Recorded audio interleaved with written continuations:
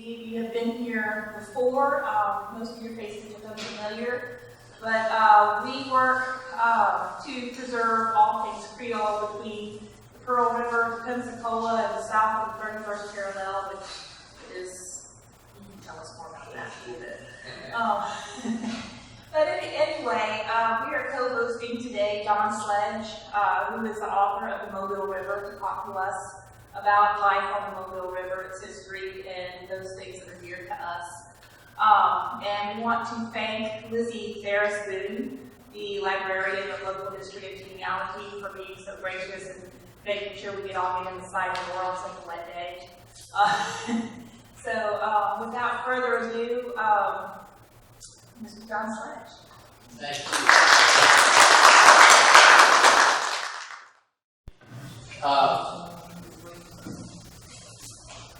Everybody here okay? Yeah. Thank you for coming out. It's wretched weather, and I took it very slow getting up here. I was doing about 40 on the eastern shore coming in. I'm a very slow driver. And in other words, about 10 miles an hour faster than I normally go on rush hour, just because of the traffic volumes. And happy to be here, see some familiar faces, and I know that you all probably know significantly more about certain aspects of Mobile history than I do, including the Creole. So what I want to do today is just provide a broad overview of the Mobile River, which really gives this place its identity and its purpose, and has really defined its destiny from the very beginning. And I always love to begin with this quote by Julian Lee Rayford, Judy Rayford as he was called. He was a local Mardi Gras champion and raconteur, and he just went by Judy. Informally, when he was a young man, he enrolled at Duke University and was assigned to the women's dorm. This might have been in the 40s and the 30s, so when he got there, they had to scramble a little bit, kind of like a boy named Sue, a young man named Judy. But he had an illustrious career, and he wrote several really interesting books. If you haven't read Cottonmouth, I recommend it highly. It's an autobiographical novel about growing up in Mobile between the World Wars. And he was basically a street urchin, and he just writes about these little youth gangs they had and the wild adventures in downtown Mobile, and it really paints it as such a distinctive and exotic and pocketed place. And I love this quote by Judy's because for me it really just embodies this sense of the power and the history that this river carries with it. Lizzie, if you could take us to the next slide. So if you'll pardon my French, we're going to indulge in what I like to call a haul-ass tour this morning. What's interesting about the Mobile River is it's actually quite short. If we go to the next slide. The Mobile River proper begins with the Alabama and the Tombigbee merge up here a little bit north of Mount Vernon. Then this section is called the Mount Vernon Stretch. It's about 5 miles. And then the Tensaw breaks off from the Mobile to get into the Mobile River Delta, this extraordinary America's Amazon, as they're calling it now. So from the mouth of the river at Mobile Bay to the formation of the Mobile River proper is only about 50 miles. Yet, because the Mobile River sort of acts like the spigot on a funnel, essentially it's draining everything that comes down these rivers. This goes all up into Mississippi, of course, Alabama, up into northeast Georgia, all the tributary streams, the Coosa, the Tallapoosa, the Black Warrior. It's a total of about 43,000 square miles of territory that drains into Mobile Bay. It's the second largest delta east of the Mississippi River and one of the largest river systems in the United States. If you count the river miles, every twist and turn, the way the federal government does. So from the city of Mobile up to Ticonatney Creek in north and west of Atlanta, it's about 700 river miles, which puts it ahead of the Kansas and the Yellowstone systems, but behind the Columbia, and of course the mighty Mississippi. So it's a significant river system. Drains a fair portion of Alabama, portions of Georgia, even a little bit of East Tennessee, and a fair chunk of Mississippi as well. Go to the next shot. And here you can see sort of a topography of all of that that's coming in. So every time some goofball in Mountain Brook, the little kingdom, kicks over a gas can when he's mowing his yard, eventually that's going to go into the Cahaba River, into the Alabama River, down into the Mobile River, and into our bay. So you can just imagine the toxins and pollutants throughout that watershed that can pose a threat to this area. Next slide. What's also extraordinary about the Mobile River, and what I did in the book was just concentrate on those 50 miles of the Mobile River proper. And if we just look at that, it's like the 34th, maybe the 25th largest stream in Alabama. We might have 36 rivers in this state, so it's not enormous. But it essentially has four personalities within that short 50-mile distance. You have upland hardwood swamp, you have marshes, you have the harbor, lowland swamps, Tupelo gum forests, these bluffs such as you have at Chastain's and Seymour's Bluff, which of course are storied in Creole history. So when you come down that river by boat in the course of an afternoon, at times you feel like you're in Florida or Louisiana or just the Amazon itself. It's just very different kinds of environments. But then as you get closer to the harbor, you begin to lose the timber. It broadens out into salt marsh, and you see the skyline. Next shot. Of course, the harbor is an animated, fascinating place and has been ever since the city was born over 300 years ago. And these are just some views I took during a trip down the river in 2012. There on the top right, you can see, of course, one of the littoral combat ships, which I'm told the sailors call the little crappy ship. I think it had some problems with the armor and so forth. It's always interesting to see what the troops refer to things. It has no PR there. Top left, we were talking about David Cooper earlier. I was talking to a man here that worked for that stevedore company, and that's one of their tugboats called Noon Wednesday. And like a lot of watercraft on the Mobile and anywhere else, the names always have a particular significance. In the case of Noon Wednesday, Cooper's father was religious about taking his Wednesday day off. That was when he got away from the hard work of building this company across the Gulf South and did golf and lunch and those things. So Noon Wednesday was sacred to him. And it's appropriate. There's a vessel in his honor. Lower left, you see a pipeline ship in dry dock. Lower right, a large container ship or cargo carrier. So an incredible diversity of vessels at any given time. And I think sometimes Mobilians who don't spend time on the water or don't have their livelihood there are surprised when they go on the river tour or when they come down to Cooper Riverside Park Convention Center and just see how active a working harbor it is. And it's really quite fascinating. And if you're from an inland state like Kentucky or Indiana, then it's a revelation. Next shot.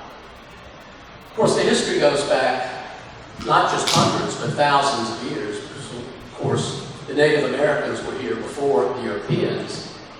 We don't know exactly when the first human beings came to the shores of Mobile Bay. It was thousands of years ago. Historically, Mobile Bay was actually a low, broad river valley. And the Mobile River sort of flowed through the center of it. And this was when sea levels were much lower during the ice ages, 10, 15, 20,000 years ago. And the shoreline of the Gulf was 50, 60, 70 miles further out than where it is today, that broad continental shelf. That's why the Gulf is so shallow along the northern shore.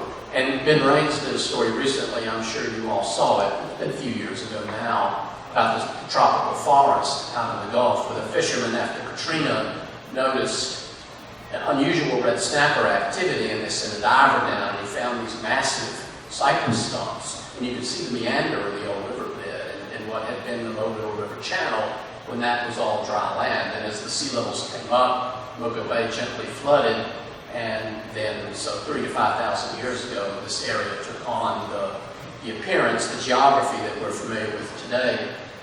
And of course, the Native Americans were here first. We don't really know much about the Paleolithic people that were here. Long before recorded history, they hunted mammoths and sloths. You had spruce trees in this area in a climate sort of like Flagstaff, Arizona, which I would just love today. 60 degrees there this morning. But anyway, so by the 14 and 1500s, you had a tribe known as the Mobile Indians that lived here. Scholars think that the term Mobile is actually from a Choctaw word, moele, meaning to paddle, which makes a lot of sense. The rivers, the highways, the bayous, those were the method of transportation for the Indians. Dugout canoes were their favorite conveyance. Here you can see at top left how a dugout was made. It took weeks, but they were very diligent about it. They could use pine, they could use cedar, cypress. They cut it, they burned the tree down really, and then hack off all the limbs and then cut it to the desired length, and then use fire and soap hollow out and scrape out with axes and tools the interior. They were actually quite seaworthy, and the Indians were fairly adroit with them. If you've seen that remarkable dugout that's preserved at the History Museum, it's extremely long. Some of them could hold 30 or 40 men and carry several hundred pounds of goods. Others were much smaller. And there are actually Spanish accounts of what the Indians would do when these boats would sometimes capsize. The Indians would simply sort of line up along the side, treading water, take the canoe between them, and shake it, lift it upside down and shake it, let the water shake out, and flip it over, and then jump back in. He said it was all done in a matter of minutes, seconds, really. So they were quite good on the water, but the dugout was not a sea boat. It didn't have a keel, it didn't have, it had inefficient forward motion. It was subject to lateral drift and so forth. They didn't use sails, they didn't have tillers, some of these basic kind of innovations that would be important for longer distance voyages. But it allowed them to scoot around the bay and the rivers and really develop a fairly sophisticated culture.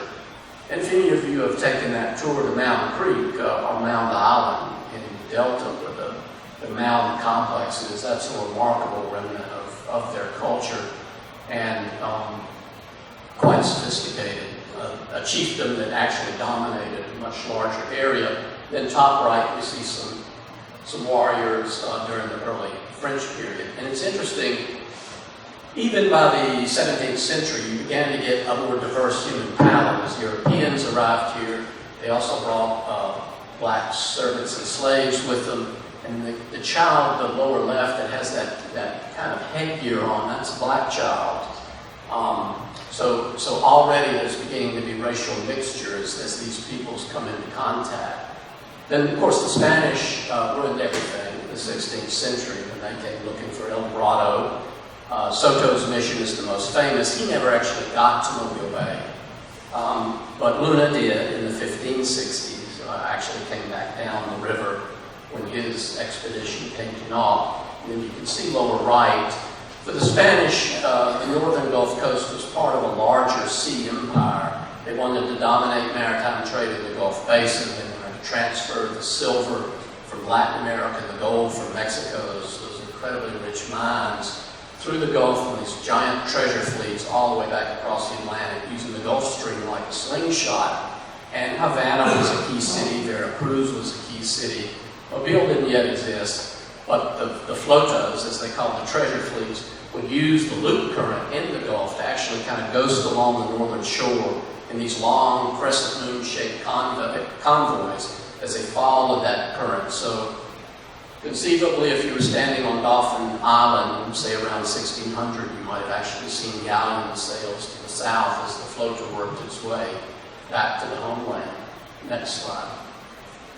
Of course, the Spanish really didn't sustain their settlements here. They were really looking for wealth, and they couldn't find it. Soto's expedition, of course, came to grief at the Battle of Malvilla, and the only thing he had up to that point, after traveling through much of Florida and Georgia and back down through Alabama, was about 200 pounds of river pearls, which were destroyed. So his expedition didn't have anything to show. The Spanish realized that La Florida, which is what they called basically all of North America, north of Mexico or New Spain, was just not going to be productive. And so they concentrated to the south.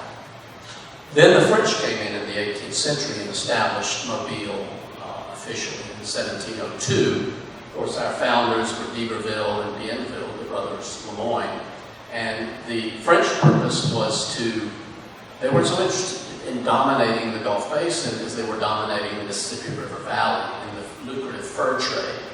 So Mobile became part of a series of outposts from Canada down the Mississippi River Valley, places like St. Genevieve, Missouri, and ultimately New Orleans, that would help funnel that fur trade back to France and create a wealthy colony. The guy at the lower left is Henri de Tontini, who was one of our founders. It's a beautiful portrait that hangs in the Mobile History Museum. And he was actually Italian, so he shortened his name to Tonti, de Tonti. We have Tonti Square and the Iron Hand Brewery and so forth. He'd actually lost a hand during a siege in Sicily in the 1690s, and he had an iron prosthesis on his left hand. It's popularly said to have been a hook. We don't know exactly what it was, but it overall the Indians, and sometimes during negotiations, if they were recalcitrant, you could reach over and clunk them on the head with it to sort of get them to see it his way. He was a remarkable man. He had a robust constitution. He'd been down the Mississippi River Valley. He knew LaSalle, and had been into the Iroquois country and the Sioux country. He was incredibly widely traveled. Settled in Mobile at a place called 27 Mile Bluff, which is, as we all know, where Bucks is today. And unfortunately, yellow fever arrived in 1704 and Tonti perished, so we don't know where his grave is anymore. These are just some slides showing the early French, some of the archaeology that's been pursued on Mobile. Top left is a beautiful map showing the fort. Now the site wasn't prone to river flooding, but it was prone to you can see that stream to the north or to the right. That would flood, and the soil didn't perk very well, so when it would rain, it tended to flood, and it ended up being a poor site. Then at the center top, you see what the early fort would have looked like. The top right is a French rendering. What I love about this, you see the chapel at the top forming one of the walls. And then on the bottom, that building would have been officers' quarters, and Bienville's quarters would have been upstairs, and that faced the river. And Bienville actually had a cantilever balcony along the second story of his quarters, so he could sort of go out and look at the river. To my knowledge, that's the first recorded instance of a balcony in Gulf Coast history. And of course, we associate balconies so closely now with Gulf life. So they were a very early part of the culture here. Bottom center, some of the housing units that was found, and then lower right, one of the artifacts. Next shot. So the French moved the city downstream because of the problems upstream, and also to be closer to Dauphin Island. They couldn't get their larger ships up to Old Mobile from the city that were 30 miles closer to their international link.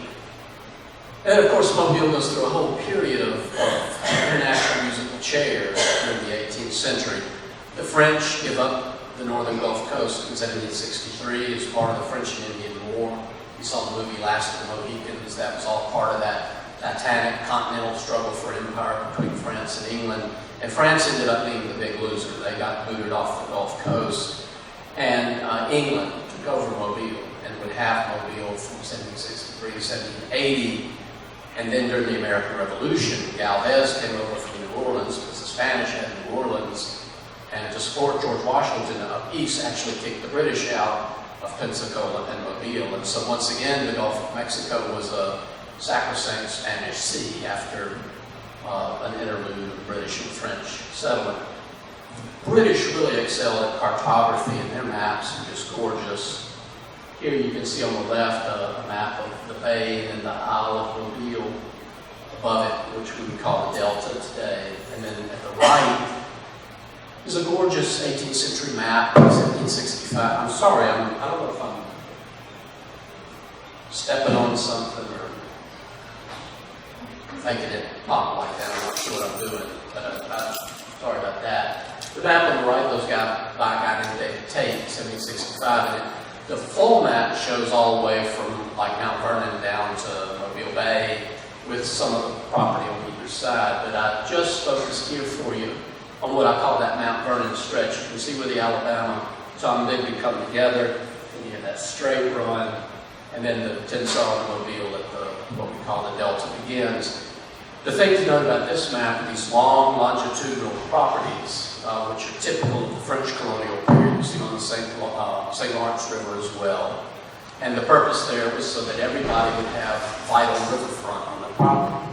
Because again, that was the key to your economic success. That was how you got goods in and out, whether you were turpentining or tanning cowhides or whatever it was. So, but what's also interesting about this map is even in 1765, there are these ghostly imprints of earlier cultures that can be discerned. And large canes, white oak, cowpen, old Indian fields. This is where ThyssenKrupp is up there. That would be that site today. And then further down on this map, it's not on this slide, we actually show where Old Mobile was. So already in the late 18th century, map makers are aware that there were early cultures and peoples here. And you can see the bluffs too on this, really a great map. You can see some of the bluffs. Okay, next slide. And of course we come into the American people period, and it becomes much better documented. And Mobile really came into its economic heyday during the antebellum period as a market for cotton. And cotton wasn't grown here, it was grown up in the Black Belt of Alabama and Selma, Montgomery, in that area, and then into the prairie lands of Mississippi. But it was all came down by steamboat as this big 400, 500-pound bales and on the Tom Digby down in Mobile, and it came into the city of Mobile, where this robust market of middlemen, agents, clerks, commission merchants, cotton merchants, warehouse owners, etc., helped to get the cotton ready for transatlantic transport, sold it, brokered deals, etc., and make sure it got across the ocean. So at top left we see Choctaw Point. This is where we have the container terminal today. There was a lighthouse there in the 1830s. And then the top right is one of my favorite views of Mobile. This is in 1842, looking at the city from what we would call Pinto Island, or where Austell is today. So there's no Gulf Quest, there's no convention center, there's none of that. But you do see these brick warehouses. And though heavy ocean-going ships, deep draft vessels, couldn't get over the Choctaw Bar into the city, you had lots of schooners and pinnaces and brigs and smaller sailing vessels that easily could. And then in the foreground, you see two sailors putting pitch on the bottom of a small boat to actually waterproof it. Lower left, we see the river aspect of Mobile. Mobile is both a seaport and a river town. And here we see the city of Mobile. This is painted about 1899. It's in the History Museum. One of the loveliest portraits they have, or pictures that they have. And you can see it's loaded absolutely to the tippy top with cotton. And when the cotton would get to Mobile, roustabouts, slaves generally would unload it, take it into brick warehouses where it would be pressed. And cotton presses were basically big boxes with screws on these plates.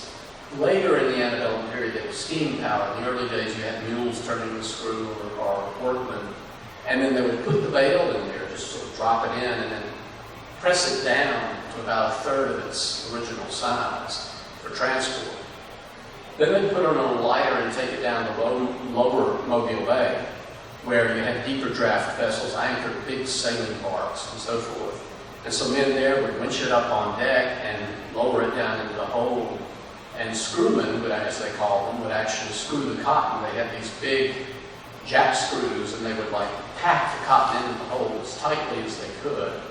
It was backbreaking work, and it was, during the heat, late autumn, it was incredibly uncomfortable.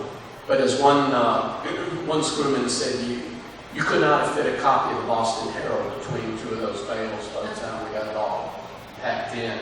Probably 120 degrees down in the hold of the vessel.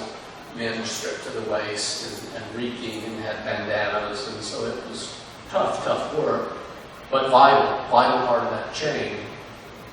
Most of the bales would be sent to New England or to Old England or France. Of course, there were disasters on the river. The lower right, this is the Eliza Battle, which is one of the more famous steamboat disasters on the river system. It actually happened on the Tom Digby north of the city. The bales were incredibly dry, and they were sort of saturated with what we call cottonseed oil, so incredibly flammable. And you had these tall smokestacks with cinders and all coming out. It didn't take much to start a fire. In case of the Eliza Battle, this was in the 1850s, she caught fire. The river was at flood stage, and she basically became a giant torch drifting down the river, and then drifted into, there was no bank, she just drifted into treetops, and people couldn't really get out. It was a terrible tragedy. So though that did not happen on the Mobile River proper, all these boats were in and out of Mobile, and these kinds of things would have been the talk of the town, really, throughout the South. Next shot. Then, of course, what you get in that antebellum period is often referred to as Mobile's golden age. Of course, it wasn't golden if you were enslaved or if you were poor Choctaws selling vital wood out, on the west outskirts of the city. But certain people who were involved very high up in the cotton trade did very well. There were lots of foreigners here, agents for British firms, New York commercial houses, and so forth. So it was a very cosmopolitan city. In fact, by the Civil War, probably over half the population of the city had been born somewhere else. But you just get this wonderful flowering of architecture, the ornamental cast iron, Greek revival in the 1830s, 40s, and 50s, and then here we see the stairwell at the right of the Richards DAR house in the 1850s. Just the level of sophistication, craftsmanship was very fine. Next shot. And of course, it's such a large and diverse story, and then of course includes slavery, which was a critical part of Mobile. Almost half our history, slavery was legal. Indian slavery initially with the French in the colonial period, and then of course African slavery. It's interesting, they did a archaeological survey ahead of the new bridge project, the Mobile River Bridge. And they actually found down, where the Mardi Gras campers all sort of congregate every year. They did some digging down in there because it was going to involve some work. You wouldn't think there'd be anything there. It's just, kind of a paved or gravel area. But they actually found the remnants of old 18th century French rice canals, where rice was one of the early crops that people tried to grow in this area. And they saw the remnants of one of the sluice gates to keep the canal flooded, and incredibly still preserved in the bottom. You could see the footprints, the bare footprints of the black Senegalese slaves who had been working this rice paddy, probably in the 1740s. And I thought, my God, literally beneath our feet are these echoes and these imprints of compelling past. As Faulkner said, the past isn't dead, it's not even past. Of course, the story of Africa Town needs no introduction here. It's incredibly famous. One of its most famous residents, of course, Cujo Lewis, depicted on the left, is painted by Emma Langdon Roach. And then on the right, the Peter Lee's chimney, remnant of his house, one of his captives on the Clotilda. And lower right, some archaeology that was done at a house site near the Gulf Lumber Mill in Lewis Quarters, it's called. Africa Town is a whole world in and of to itself. And of course, I'm sure you've all followed the developments on the Clotilda, the Mobile River, right there along 12 Mile Island. They do appear to have found it. The archaeological report on that is online. It's very impressive. And I think they're going to be doing further investigations there, so hopefully we can learn more. So, as well known as that episode is, there's still a great deal we don't know about it, and now standing the chance to learn. Next slide. Then, of course, the Civil War, a whole other world unto itself. And the Battle of Mobile Bay, of course, is world famous. Here we see at the top left a map by Union engineers. It's really a nice view of the Mobile River Delta, and you can sort of see how it looked before the causeway and the bayway. So everything would have been by water transport. It would have been difficult to get from the eastern shore to the western shore any other way. unless you went all the way around. Upper right is the Baltic, which was an early ironclad that defended Mobile. One of her officers said that she was rotten as a mud scow, completely unfit for action, but from 2,000 yards through a telescope on a heaving blockade ship off Mobile Bay, I'm sure she looked scary enough. And then lower left, one of my favorite paintings, the Battle of Mobile Bay from the 1880s. And you can see the moment when the Tecumseh sinks here. The site still marked by a buoy. As one witness said, she disappeared from our view like an arrow twanged from a bow. She took 92 men down with her, and they're still entombed at the bottom of Mobile Bay. When U.S. naval ships visit, they typically will put a wreath on the water, pay a little homage to those men. And then here you can see the Tennessee, built in Selma, floated down the rivers, and part of the defense of Mobile Bay. And then the lower right, after the fall of the forts, Farragut actually brought his fleet up to see if he could take the city itself, which was ringed by heavy earthworks. And the batteries out there at Battery Gladden, the areas around Pinto Island, the lower river batteries, a little gunboat out there, as one witness said, barking like a dog. And Farragut was sort of studying things, and he saw how well fortified the city was. And a man watching all this from the shore, who happened to be a Vermont carpenter who had gotten trapped in the city by the war, said that Farragut might as well have tried to sail through the Green Mountain Range. Farragut said, I'm going to fool the city, I'm tired, I want to go home. It's going to take 30,000 men. But he had essentially crippled the city's strategic significance because the bay was closed to blockade runners. And of course, ultimately, Spanish Fort Lake would decide the fate of the city, really when the war was already over. Next shot. Of course, Mobile had a long period of recovery after the Civil War. Here we see an 1870s bird's eye view on the left. Fairly robust river traffic, and a lot of the old technologies and economies come back. Cotton, but now timber becomes more dominant.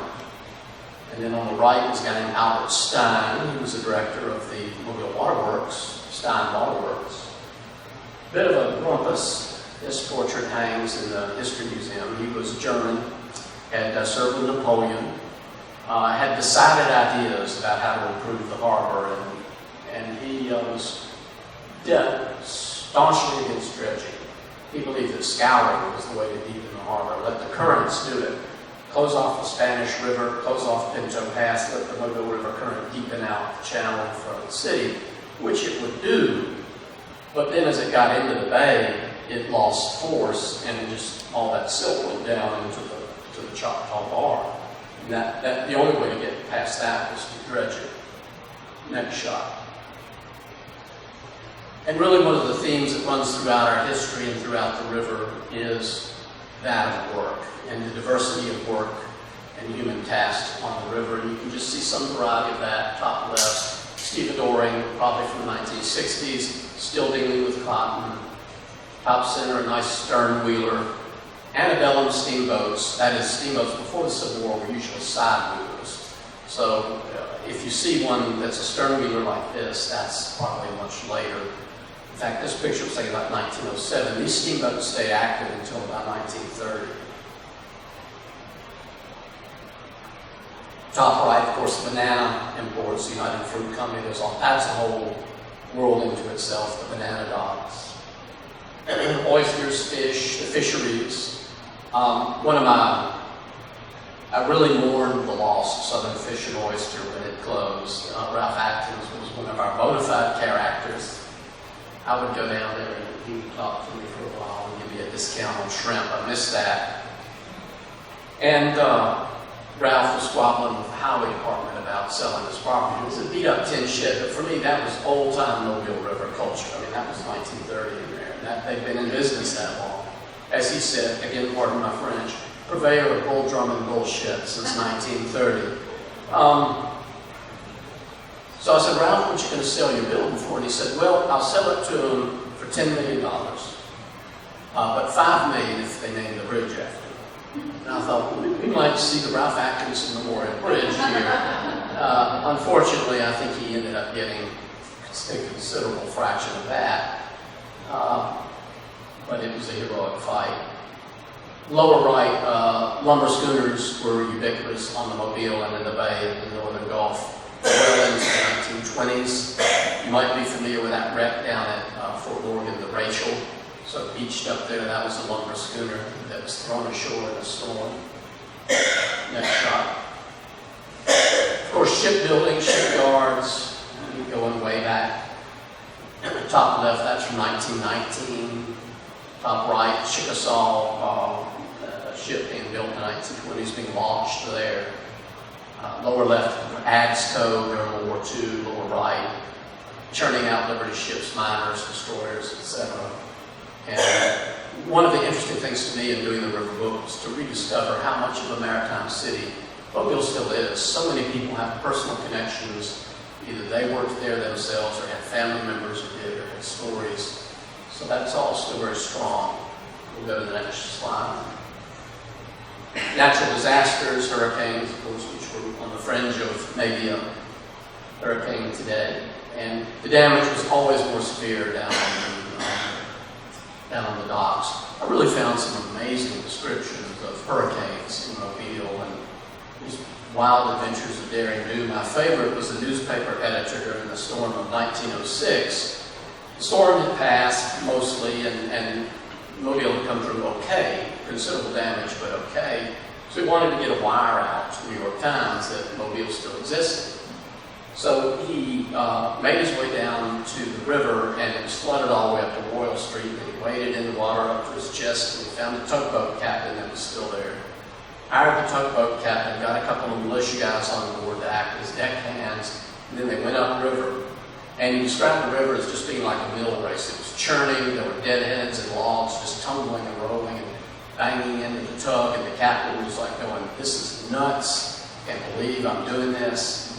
You're not paying me enough." The editor's saying, "Go, go, go, this is important news." They get all the way up to a bridge, a railroad bridge that crossed the Delta, and the water was up to within a foot of the top of the trestle. So the captain very skillfully pushed the tugboat right up to the buttress. The editor, one of the deckhands, actually got out onto the railroad track, walked over to a call box on the rail, and it was out. So then he turned around and told the captain to go back to Mobile. So the captain turns the tug around and he's gone with that current. And the editor walks, and the militia guy walk across this trestle. He describes the river just foaming and churning below. One wrong step and they'd have been gone. He walks all the way to Bay Minette, about 10 miles, and then once he gets out of the Delta, he's got fallen timber everywhere. Finds a farmer who lends him a horse. He rides into Bay Minette. The wires are still good, and he actually sent this wire out to the New York Times, sort of detailing this whole adventure he's had, and that Mobile still exists. Next shot. Docks, another big story, 1928. And here you see, I think they just celebrated their 90th, was it their 90th birthday? A beautiful postcard. I love it because, like so much in Mobile, we have to foreground it with azaleas. Make it uniquely ours. Next shot. Of course, the Bankhead Tunnel, built by AGSCO in 1941. Somebody was talking earlier about Bry Shields, the local priest. His father was actually the first person to walk through the tunnel. They opened it to pedestrians when it was finished and had a grand time where people... My dad. No, he did, yeah, mine as well. And the newspaper coverage of that event is terrific. They actually talk about one girl in roller skates who had a terrific time as she got to the bottom. And I love that ad from, is it Albright and Woods? It just gives you a sense, because my daughter always said, "Daddy, that tunnel doesn't go over the river." And I said, "Well, here's what it does." So next shot. And then just to close, a little shameless plug, my next book is The Maritime History of the Gulf of Mexico, which deals with Mobile, but also New Orleans, Veracruz, Tampa, Havana, Yucatan Peninsula, going all the way back to the Mayan, and sort of how we fit into that whole larger context. So you're doing things in November and December, and hope you'll have me back maybe at some point then or in the new year. I really appreciate your patience. I'm happy to answer any questions, and I've got copies of the Mobile River And These Rugged Days, which is a history I wrote of the Civil War in Alabama, there's a lot about Mobile Bay and Blake and Spanish Fort in that book. And I can do plastic, so that's the end of the commercial. Thank you for coming out, and happy to answer any questions. We won't go try to find it, but can you show us where 12 Mile Island is? Yeah. Yeah, it's called 12 Mile Island because it's roughly 12 miles from the mouth of the river. When you go over the Cochrane Bridge, you feel like you're flying. If you look to the left, or if you go east, you look left, north, you can see the head of Blakely Island, and there's a big barge gathered there. And the Spanish River comes around the top of Blakely Island right there. And then just to the north of that is the southern tip of 12 Mile Island. 12 Mile Island looks like a big onion. It's 900 acres, and the Mobile River comes down. If you know where Bayou Canoe is, or Canot, I've heard it both ways. Bayou Canoe kind of comes in at the top, the northwest corner of where 12 Mile Island is, meets the Mobile River there. And then the river kind of goes around both sides of the island. The west channel is the modern commercial channel. It's never been dredged because the current keeps it about 30 feet deep. The east side is basically a ship graveyard, and that's where they found the Clotilda. Of course, the Mayer family owns 12 Mile Island at that time in the 1850s and 60s. It's a fascinating place. It's not habitable. I mean, it's marshy and mucky. Supposedly, there's a little Indian mound in the middle of it. But there's so much history there because besides the Clotilda and that incredible story, you have the Tuscaloosa, which was a steamboat that burned and sank there in the 1840s. You have two Confederate ironclads right where the Spanish River meets the Mobile River that were scuttled after the war, the Huntsville and the Tuscaloosa. And then, of course, the Sunset Limited disaster there at the bridge in Bayou Canoe just looked to the northwest. So a lot of really weighty human events have taken place around 12 Mile Island, and they're actually talking about doing a maritime historic district there to recognize not just the Clotilda, but all of that other heritage as well. Yes? As a child, what were your influences that has given you this great passion for history and for writing? Well, first and foremost, my grandmother, she was a terrific storyteller and lived in Georgia Cottage on Spring Hill Avenue, where Augusta Evans Wilson had lived for many years. And Gran was just wonderful, just magical for a child. You get to be about 12, and then she kind of starts trying to arrange your day in ways that you don't appreciate. But just, she would take me down to the docks, and this was before the Vietnam War, and there was no security down there. So we would go down to the docks and watch the stevedores, and I was just intrigued by all of that. And Georgia Cottage was full of so many antiques and so much stuff, and everything had a story. Everybody was colorful. Now, as I got older, I realized that Gran actually embellished things. And the loss of my innocence on that score was when I was fascinated by the Alamo when I was about 10. And she gave me what she said was a powder flask from the siege of the Alamo. It was a little brass flask with a spigot and a little cap with a chain on it. And I just was on cloud nine. And I was, Dad, this is a powder flask from the siege of the Alamo. And he said, no, that's a GI oil can like I carried in the Pacific. So, I don't know what happened to it, but I wish I still had it, actually.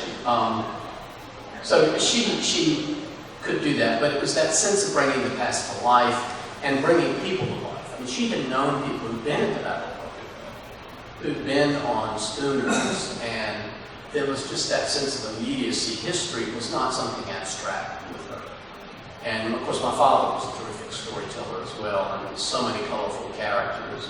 We were talking about Sid Phillips earlier with somebody. He and Dad would tell stories. My God, just a comedy show. And they would talk about street vendors in Mobile when they were kids, and how every street vendor had his or her own distinctive voice, their own chant. They might be selling greens or milk or fish or whatever. And there was one guy who was a newspaper vendor, and they never could figure out what he was actually saying. But his chant was, and And I still have vivid memories of Dad and Sid sitting around the fire and imitating this little street urchin from the 1930s, hawking newspapers, and who knows what the hell he was saying. And I got that sense too in Catherine Clark's wonderful oral biography of Eugene Walter, Milking the Moon. He talks about growing up in Mobile in the 30s, the 20s and the 30s. And in fact, late in life, somebody said, you know, Eugene, if you could go back to any place in your past, surely it would be Paris instead of Rome. And he said, no, it would be the Mobile of my childhood. And the magic and the distinctiveness of that place has always really intrigued me. And as a historian and a writer, what I found interesting is that how underappreciated and represented that is in the literature. There are tons of books about Mobile, and good ones too, but still, in terms of the national consciousness, you know, Mardi Gras, take your pick, we're still, I think, underappreciated for what we have. That was why I wrote my first books about cemeteries, because I just thought these are extraordinary places. Everybody goes on and on about New Orleans cemeteries, or Charleston, or Spanish. We've got great stuff. And celebrating them and making people aware is the first step to preserve it. Okay. Yes? What are your future books and presentations? What are some topics that you're working on now in the future? Well, this book's actually written and it's gone to the printer, so, you know, it's out this fall, but I actually have a contract with the University of Alabama Press to do a book called Slavery in Mobile. I think it's an incredibly important topic. Urban slavery is so different from plantation slavery, what most people think of as slavery in the popular imagination. There are incredible records of what happened here in Mobile. And also the story of slavery in Mobile is so distinctive because it isn't just African slavery. It's Indian slavery. Then you have the story of the Clotilda. And then you have the story of the Creoles, of course. You know, white European planters, farmers, taking black women as concubines and freeing their offspring. And just this incredibly diverse culture comes out of that. So I felt like, you know, there are books about slavery in New Orleans, and Richmond, and Charleston. And I felt like Mobile had a unique history there that should be told. Now, much further down the road. Yes? So you don't put out, you have first, second, and then what defines Mobile operation? Well, I'm never shy of running my mouth. I would just say that our rivers and our history, our heritage, I mean, all of that kind of goes into the distinctive gumbo that we know, that we take for granted, whether it's the balconies I was talking about, the cast iron work, the gumbo. I mean, gumbo in particular, there's a distinctive recipe from Mobile. It's not undue, believe me. And boy, my grandmother had a great gumbo recipe. Everybody contributed to gumbo. Europeans, bouillabaisse and soups, Native American soups, rice that came from West Africa, that the Sinhalese and the black slaves knew how to work, becomes a vital ingredient. Okra, which is an African word, or is it gumbo is the African word? I think gumbo means okra, right? Yeah, I've got to get that. And when you get into Creoles and gumbo and Cajun and Zydeco and all of that, that is like its own universe. And I'm an amateur at all those Creole architecture, everything is, and that's why I'm so passionate about preservation, because I think that is our identity. And it's important to kind of keep that. New Orleans does a great job of celebrating it for tourists, but I feel like we do pretty good among ourselves. And we have our own traditions and we pay attention to them. And it's great when somebody opens a brewery in the Times Square and calls it the Iron Hand. And, you know, I mean, to me, that's all a nod for what sets us apart. Yes, ma'am. I have a joke. Do you know where you buy an iron hand? A what? Do you know where you buy an iron hand? No, ma'am. At a second-hand shop.